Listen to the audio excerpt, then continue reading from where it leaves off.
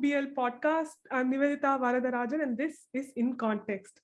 The world right now is under a climate emergency. We know this because we have seen the wildfires in the US, the droughts in Africa, and the heavy monsoons and erratic monsoons in India.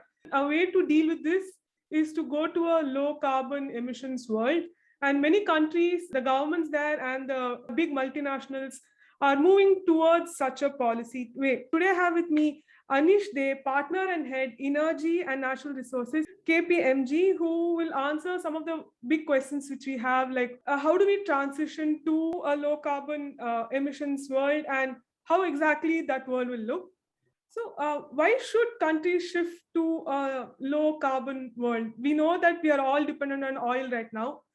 How can countries reduce their dependence on crude oil? It's not just crude oil, it's actually oil, natural gas, coal. Countries are dependent on a range of fossil fuels. And that's actually been the mainstay of the world's fuel supply for much of history. Okay, it's only that now that we have used up our carbon content, essentially that comes from burning the fossil fuels or using the fossil fuels, and the world is at a precarious state as a consequence of that because of overheating of the world, of the planet. And since we cannot afford the overheating of the planet beyond a certain point, you have to find resources which don't heat up the planet. And that's why you have to move to low carbon resources like solar or wind, and back off from, so to speak, high carbon resources like coal, oil, and some extent natural gas as well. So that's the purpose, because we are at a fairly precarious state from which we need to find a way to extricate ourselves. So what will happen if the countries can't let go of these big, the coal, the oil, and the natural gas?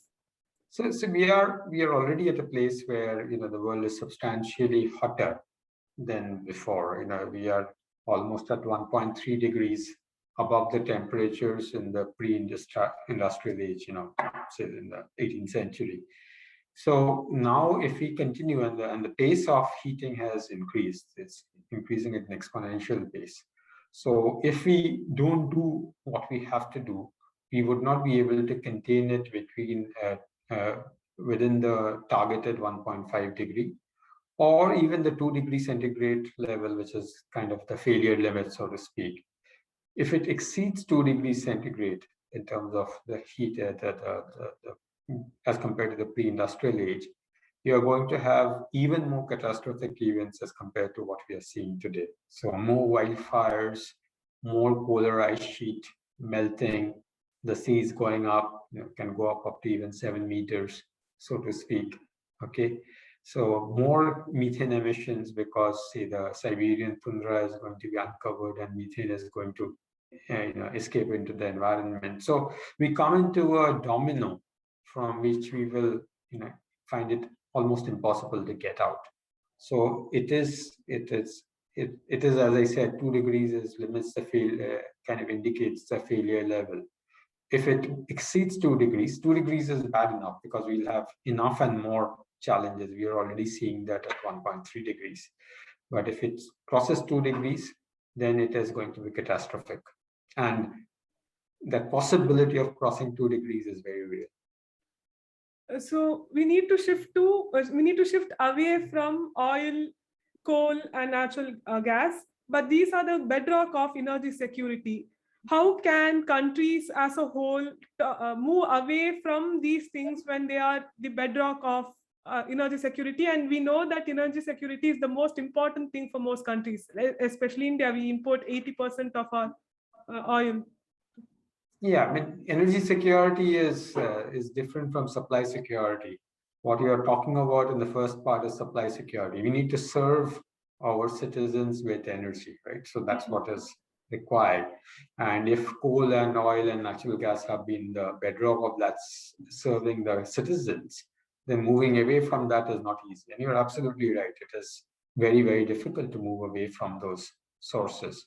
But we must, because for the reasons that I discussed earlier, that we must find a way to move away. The question is that how quickly we can, because they've already used up a lot of time. We knew about this problem, say, 3-4 decades ago. In fact, it's been called out much earlier, but at least for 3-4 decades since the Kyoto Protocol, say, for example, 1991. Okay, yeah. We have known about this and the world has been cognizant of this. 30 years down the line, we haven't really done that much. So now it has become time to kind of do it on a much faster scale than before. It is not going to be easy. It is, renewables today, for example, contribute less than 10% of the global energy. And if you include hydropower, maybe a little more than that, okay? But if you have to make that 10%, 90% or 80% or even 50%, okay, that's a massive, massive change. And I'm not sure how we are going to manage that change, how we get the resources in, but we have to try for it, which means that if we have to do that, we have to scale up renewable energy, solar and wind, but also scale down fossil fuel like coal, oil, and natural gas. I mean, it doesn't mean that we have to shut them down entirely, but we have to progressively scale down, and not just progressively, but at a fairly large, the fast Aggressively, pace, even aggressively fall down. Yeah. aggressively scale them down. So that is the thing. So scale up of renewables, scale down of coal and oil aggressively, both aggressively. But there's one thing which has to go again for service security, security supply, because renewables are intermittent, okay, and variable. Okay, so which means that the sun doesn't shine in the night, the wind doesn't blow during the calm periods, right? So which means that you have to have energy storage on large scale, without which just having, this doesn't help, whereas the solar and wind doesn't help. As it happened in case of oil and natural gas, they were much easier to store. So they came sort of with natural storage, okay, for oil and natural gas and for coal. Okay, but now we have to build storage systems to supplement the renewable sources, the popular renewable sources, which is the additional challenge, because we haven't done this on this scale ever before. So now we have to try that as well. So how do we build for the future while will we have an issue while building for the future while we are already facing the impact of climate change, even though it's not that severe yet? Yes. So short answer to it is yes. That aggressive scale up, as aggressive as you want it to be, is still a very, very difficult journey. Just understand how it happens. Our energy systems for the last 300 years have been built on a paradigm where you could store the fuel, but once you converted the fuel to energy, you had to consume it almost instantly. So whenever the electricity is produced, it is consumed largely at the same time. You don't have storage of electricity on a large scale, maybe small amounts. But now you're talking of flipping that paradigm, right? You're talking of actually generating the moment the wind blows or the sun shines, but then storing that energy substantially. So instead of storing fuel before electricity production, you're producing electricity and then storing the energy. So that whole in a 180-degree flip of the whole energy paradigm is not easy to implement, especially when you're doing it on a global scale. If you had been doing it locally on a small scale, that is okay. You're doing it very aggressively, very rapidly on a global scale. That means so many challenges. Your systems are not designed, your resources are not designed, your storage resources, say if you're storing in batteries, whichever form of battery, lithium ion, lead acid, everything. Okay, they're not designed for that scale of resource requirement. Global lithium, quantities of lithium, available lithium are not indefinite. That's limited. Others like cobalt, nickel, all those metals which you require are all becoming very, very expensive very fast. The moment, because it's a simple laws of economics, right? Limited production, more demand chasing it means that the prices will go up. So we are in a very difficult place. It's not easy to kind of come around it. But we have to keep trying away, and eventually, hopefully, with some effort and some global consensus and efforts by individual countries, including India, despite difficulties, okay, we might get to a place which is not as bad as it could have been, but it will still be bad. So what are some of the innovative practices? You say we need we need to do a 180 degree flip on how we store our energy. So are there some interesting new technology which is coming up which looks at how to store electricity? Yes, so there are multiple technologies. All of them are, essentially we are talking about storage technologies. So, let me talk of a few. First thing is that battery storage, I talked about lithium ion. Okay, that really has been around for our phones, our computers. We are trying to make that much more industrial scale, not the small scale, which is individually required by the devices, but network-wide basis. So lithium ion is quite popular as a technology. Lead acid has been old technology, but it is also making its resurgence. There are new technologies which India is particularly pursuing, things like aluminum air, where you, in using the chemistry of aluminum, you store energy in aluminum and then you release it from aluminum or its compounds. Okay, so there are some innovative technologies which are happening around that. New chemistries will keep developing. It's not a question. That's a good thing about modern life, that you keep developing new things. But some of them will take time. And so we need to see what comes out. So that's a battery technology. The second technology, which has been around for a very long time, but is now scaling up, is pumped storage. So you have, you store water upriver and then you release it when the off-peak hours. So when the sun is out, okay, and you have excess production of electricity, you pump the water up, and then in the night hours, you pump the water down. In simple terms, pump storage. So that's combining solar energy and hydro energy together. Hydro energy so hybrid model then.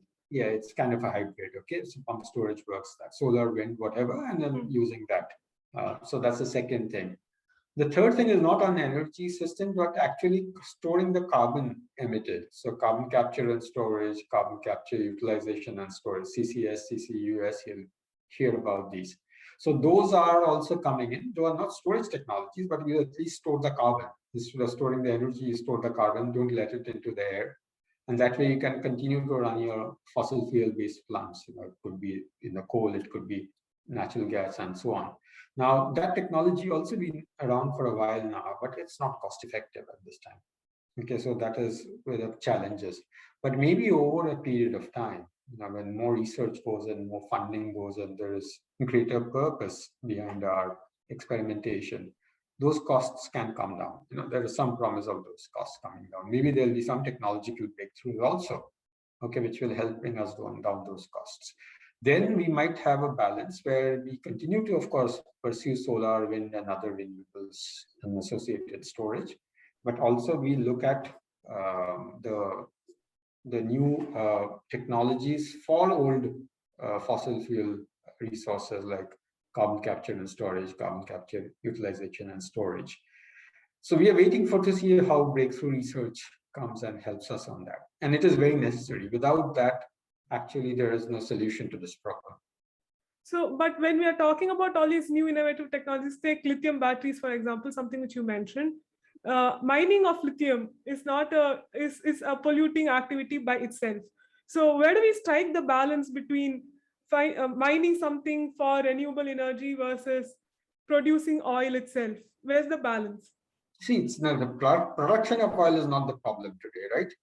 The use of oil and the production. Anyway, both are giving carbon, both are harmful to the environment, right? So where do we draw the line? So yeah, I'll answer your question. So CO2 release is our biggest problem, right? That's a burning platform. So we have to contain the burning platform. And for that, you might have to make adjustments to others, where there might be local pollution and others, okay?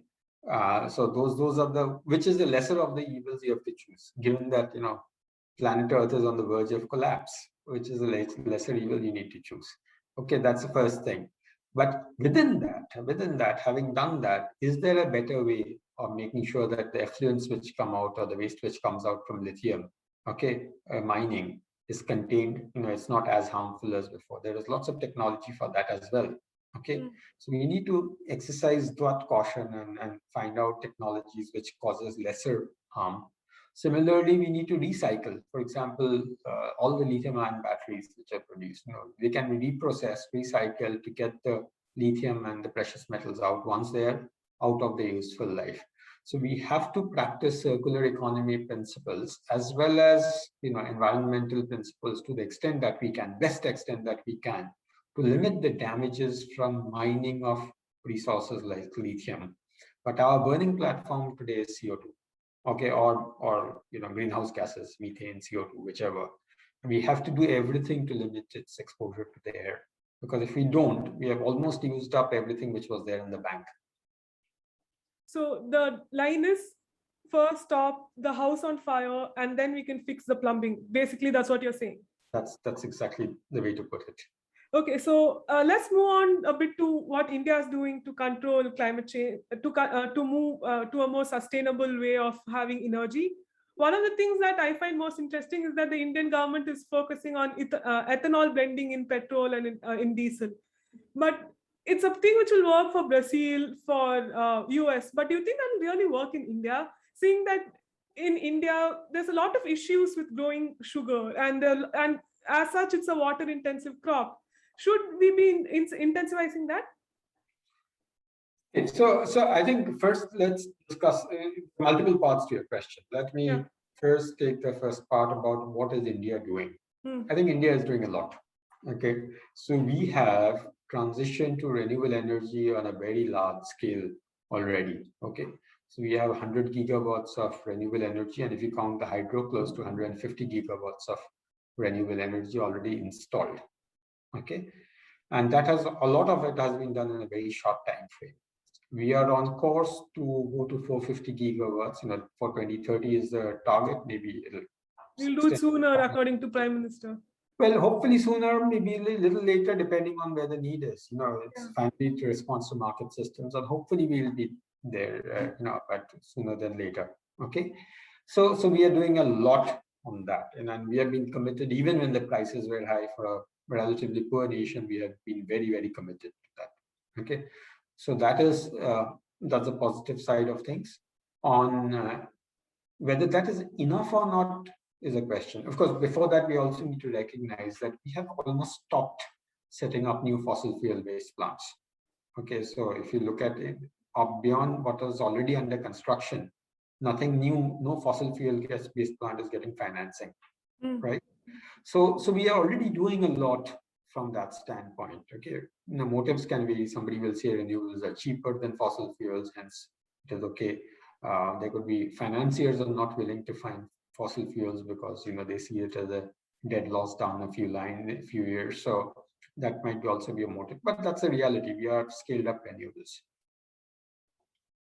Coming to ethanol, okay, ethanol has a slightly different motive. Okay, it is not just about climate change. Okay? It's to get people it's to not pay that huge bill to the Middle Eastern nations. Just look at that. This is where we come to energy security rather than supply security. We are massive. We are importing more than 85% of oil and 50% of our gas, and we are growing in terms of consumption. Our consumption basket is increasing as we go forward because we are in that stage of development as a nation. Even if we don't do anything, we'll grow at 6-7%. Okay. So that energy requirement for meeting that growth is significant, and we are becoming very, very susceptible to not only supplies but also prices. If you look at global gas prices, for example, last 3 months they've just shot through the roof. Okay, oil prices are also much higher than what they were just a year ago when that, of course, collapsed. Okay, today $75-80 per barrel is what we are paying for oil imports. Okay, so that's very, very expensive, and it can cause damages to our whole economy. And honestly, oil prices can go up further if investments in upstream oil don't happen, say because Europe is not willing to look at upstream oil funding oil projects. Shell, BP, everybody's under stress.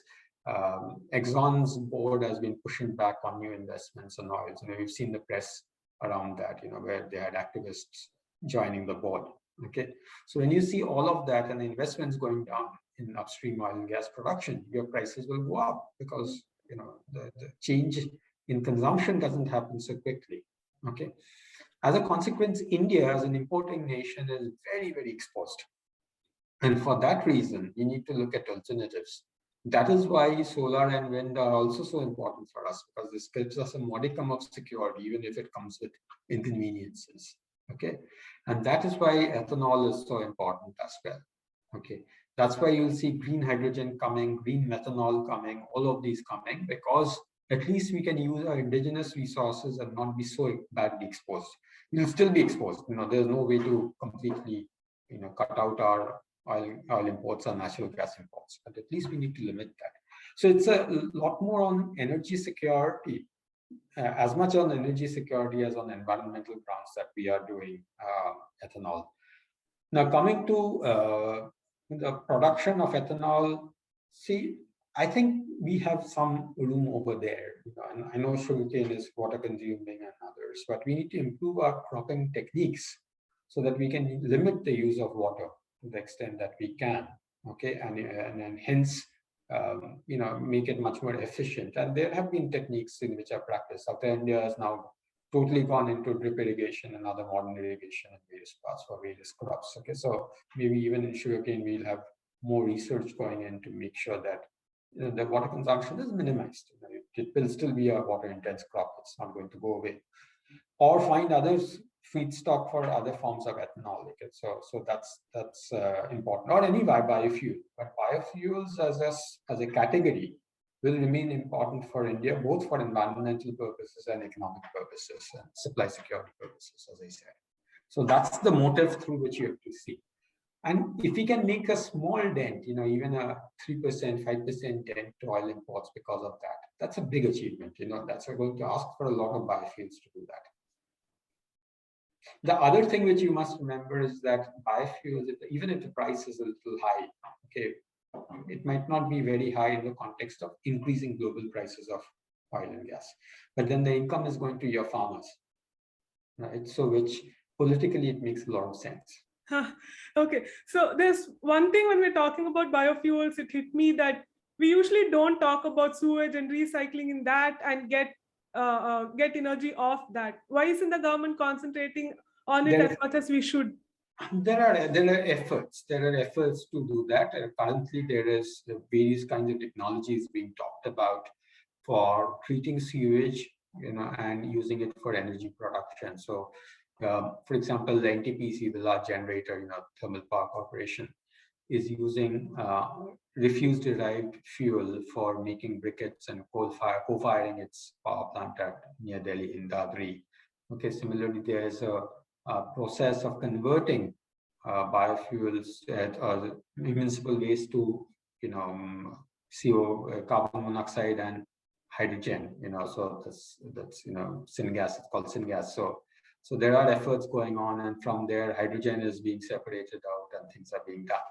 It has not acquired the scale yet, okay, because this is not easy. It's very dispersed, and our waste collection, waste treatment processes are not the most modern.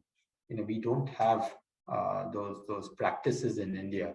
Our municipalities are also very old-fashioned, and there's a whole mafia around waste which operates. So all of those factors contribute to the slowness, but the intent is there. One more thing I want to talk about is the government's push for electric vehicles. Can you tell us a little bit about that? So electric vehicles is a part of both modernization and decarbonization. Okay, first thing is that modernization of our cities has become necessary because, especially in the polluted environment that most Indian cities have, this has been a major blot on the country. Okay, and there are many reasons for pollution. It's not just vehicular pollution, but vehicular pollution is quite significant. Yeah, vehicle pollution is quite significant. And going to EVs helps us deal with the local pollution aspect. So if you see a city like Delhi or Chennai, wherever there's major vehicular pollution, going to EVs will help with the local pollution effects. Okay, but that doesn't necessarily solve the larger, wider CO2 effects. Okay, but then that can be solved when we actually have more renewable energy generation, which is what we are moving towards, and EVs coming in for transport. So when you have a coupling between the source of generation and the use through EVs, okay, of that electricity, green energy through EVs, then it serves a CO2 problem as well. Okay, that's the second part.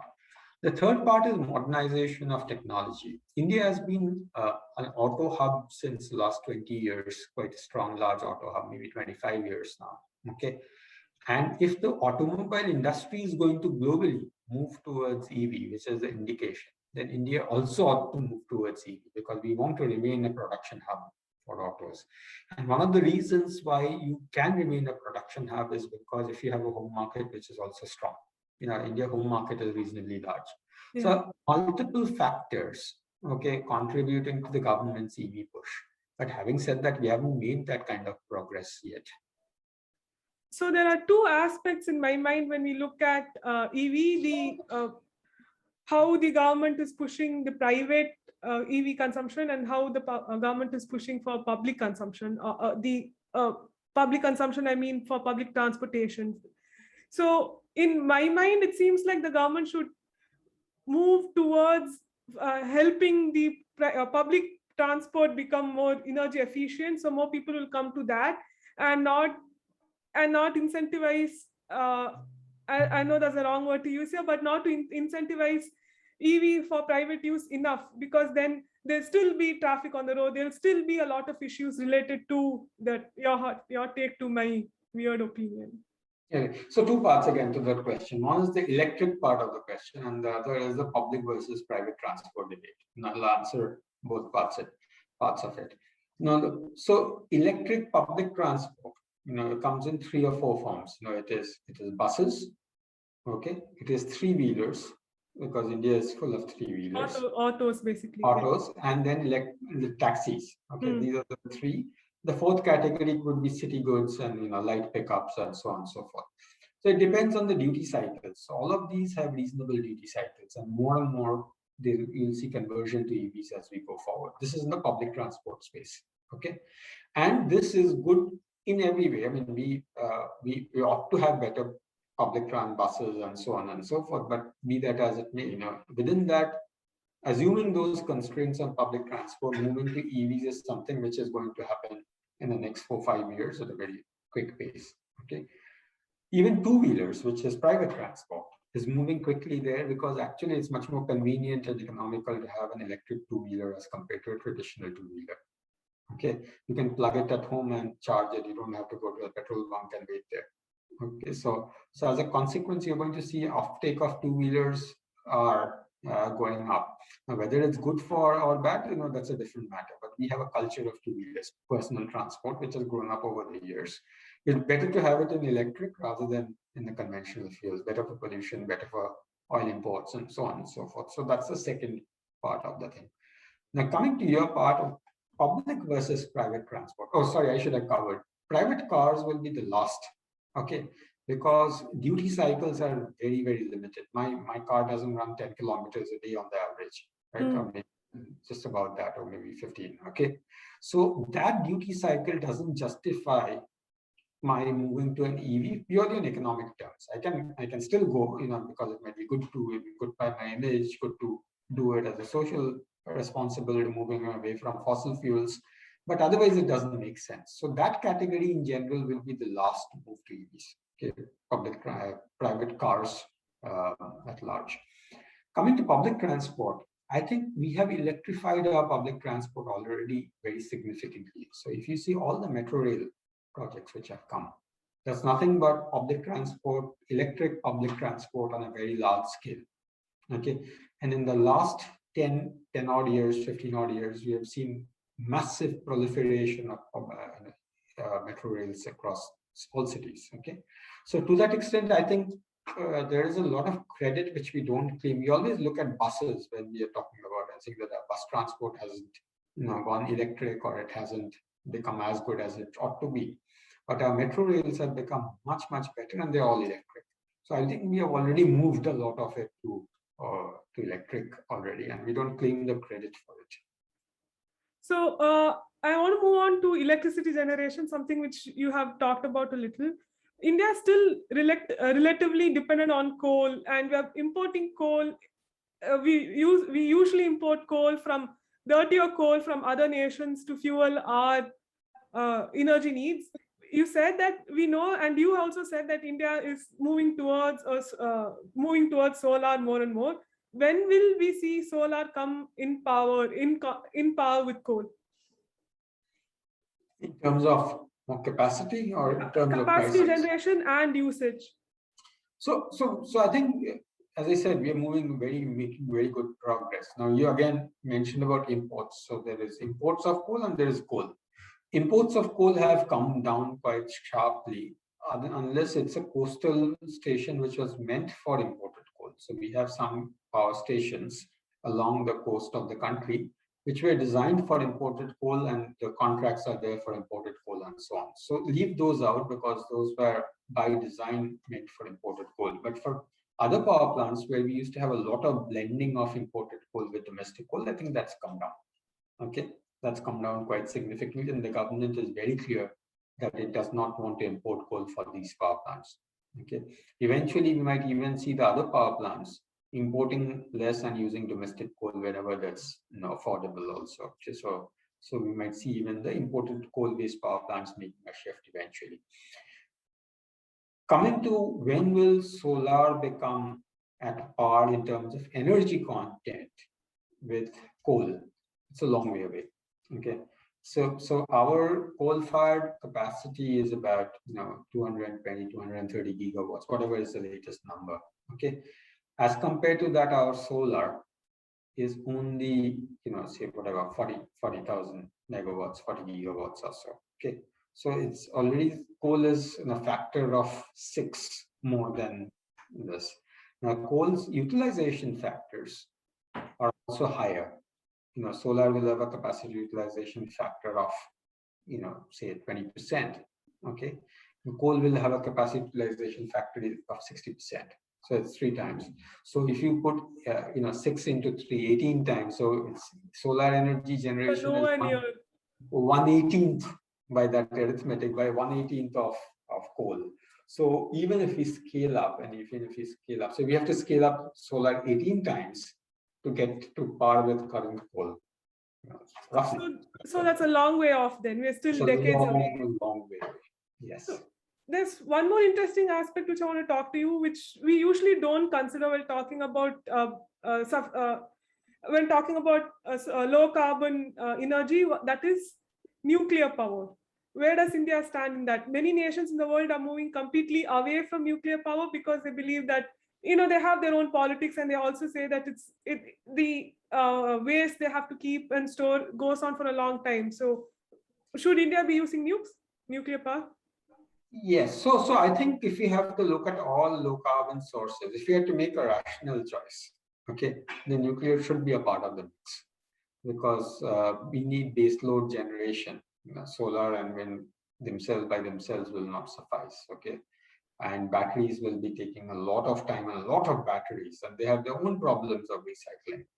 So if you had to take a very rational decision, then nuclear should be a part of the mix. But nuclear has had major challenges because, one, of course, safety is a big issue, and Fukushima, that disaster, didn't help at all. That has done nuclear across the world great amount of damage.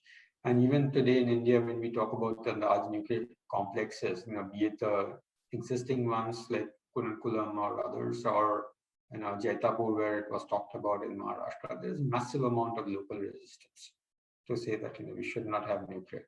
So nuclear inherently faces resistance, okay, which it is not easy to avoid that, because climate change is not here and now. Maybe 20, 30 years we'll get affected, maybe beyond that. Okay, and nuclear, people fear it right now. Today, it can happen anytime. Yeah. Yes. And also it involves large land acquisition and so on. So when you mix A and B together, the fear and the fact that your land is getting taken away, people become very impassioned with their sentiments on nuclear. But if you have to take those passions away, then it is worth doing. About waste treatment, nuclear waste treatment, it is a challenge, but the waste treatment methods have also improved over a period of time. It's a technically solvable problem. It is not that it is an unsolvable problem. So, but there are lots of steps to go before we come to the waste issue. Fundamentally, there is public opposition to that, and in a democracy, public opposition is important. If you had been in China, you could still continue with nuclear power on a much larger scale, and China does have a large nuclear program. But India is struggling on basically on public opinion on that. One thing which can change in nuclear is that there are multiple technologies we are talking about which can make nuclear smaller and safer. Okay, and that research is on. Hopefully, we'll see some progress on that because the world needs that progress, but is not willing to acknowledge the importance as of now. So should countries the world over give a look over at nuclear technology and see if and have a relook and change their policies to have nuclear in the energy basket? I think the countries should set KPIs of what is acceptable and what is not acceptable. They should set the boundaries and let the research perform within the boundaries, okay, and deliver to those. Okay, as long as that is done, then the country should encourage nuclear rather than blanket denial of nuclear, which we have seen even in technology advanced countries like Germany. There's a blanket denial on nuclear. Yeah, they're shutting all their they're shutting everything. All their plants, right? Yes, yeah, they're shutting all their plants, but the future may need nuclear if we have to survive. So I want to talk about one more technology which hasn't done too well and it's coming back, hydrogen. Can you tell us a little bit about that? So hydrogen is up and coming, and hydrogen has been around for a very long time. It's used, say, in refineries and fertilizer plants and so on already. Okay, it is used in some plastics and chemicals production and so on. But now we are looking at using hydrogen to, say, produce cement or produce metals, okay, which is a large energy consumer. And why are we looking at hydrogen?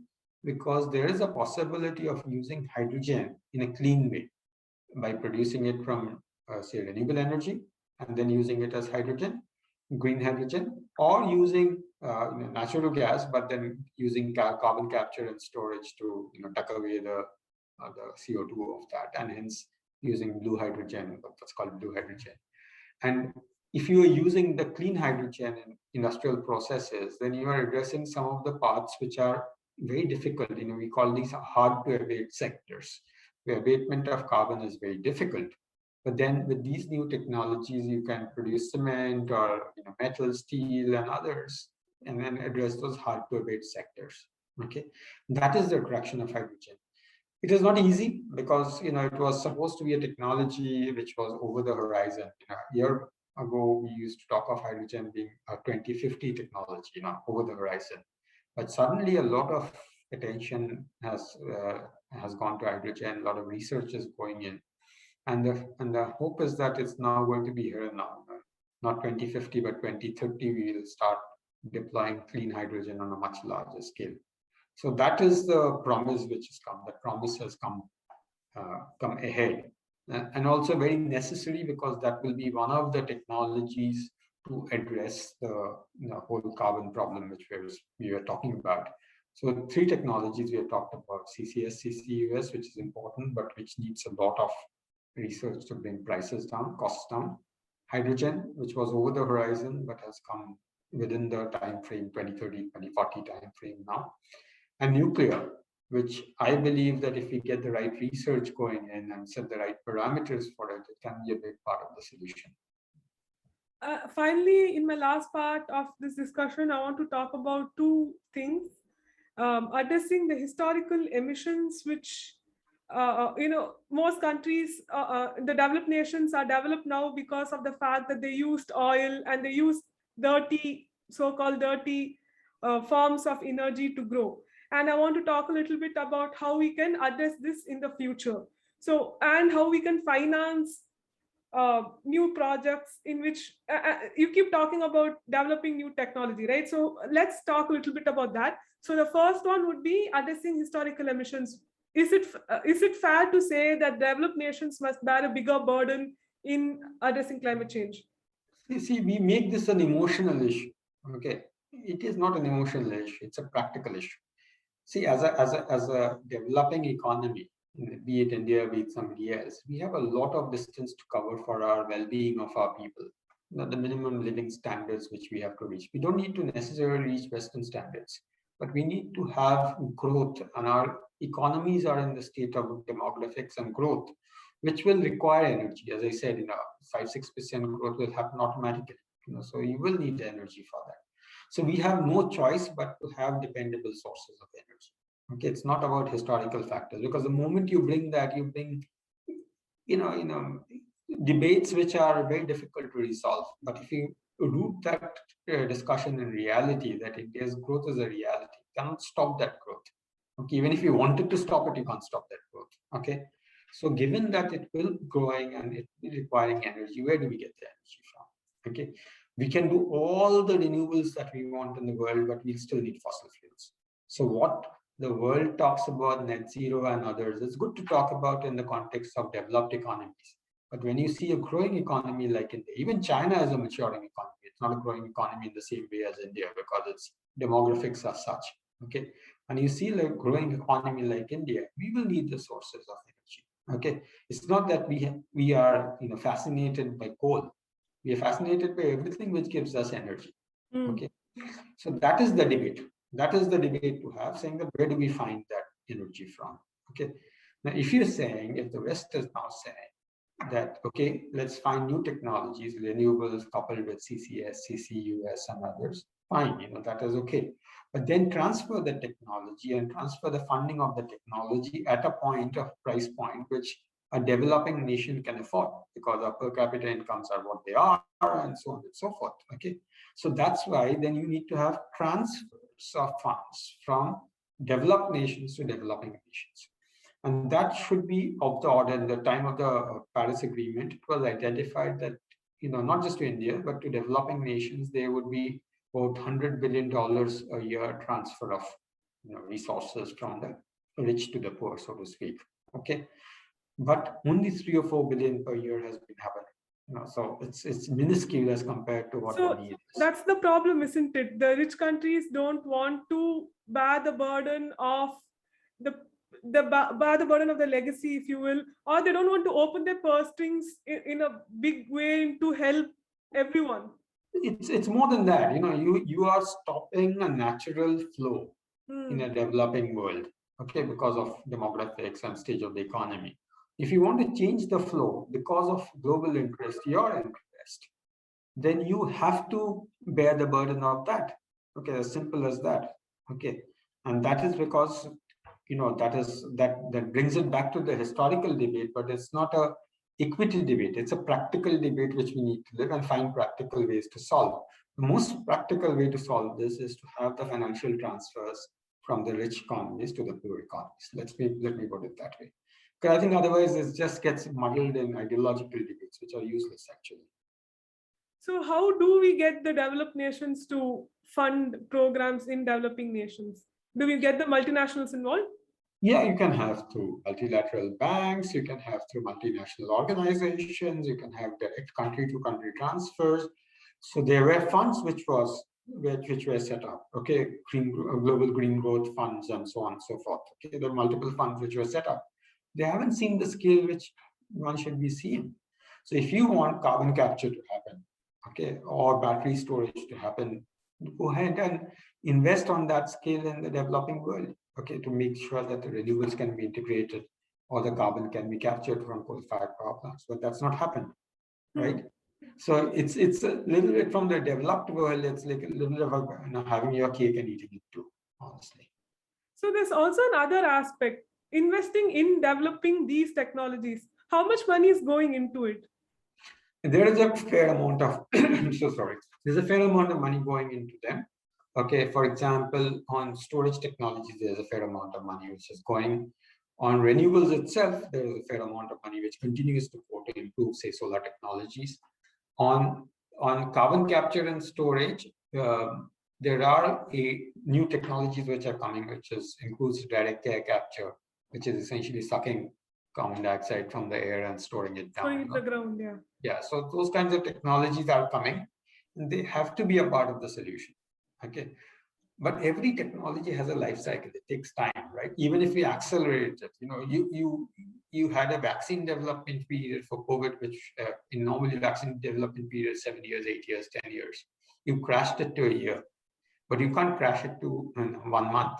That is, you've tested the limits. So we need to test the limits bring it down to a year, but also recognize that it won't happen in a month. That's so it has its own cycle.